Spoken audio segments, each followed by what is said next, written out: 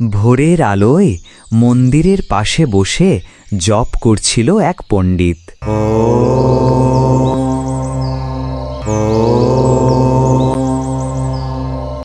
শান্তি, পবিত্রতা আর মন্ত্র সব ঠিকঠাক চলছিল। তখনই এক রঙিন পাখি এসে গান গাইতে শুরু করল। সকাল সকাল গাই গান, আনন্দে ভরে মন প্রাণ। সূর্য উঠেছে, খুশি আনো, মিষ্টি গলায় রাগ না মানো। মন ভরে গেল পণ্ডিতের।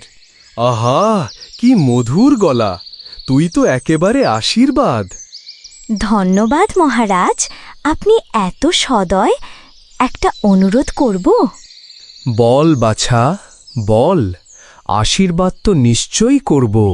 আজ খাবার খুঁজতে যেতে ইচ্ছে করছে না, একটু দানা দেবেন? তা হবে না, পরিশ্রম করেই ফল পাওয়া উচিত। ঠিক আছে, তাহলে গানও শুনবেন না? কাও কাও কাও কাও, দিনটা আজ খারাপ। যখন খাই না দানা লাগে খুবই চাপ। গান নয়, এবার শোনার রাগের সুর। হে ভগবান, এটা কি আশীর্বাদ না অভিশাপ!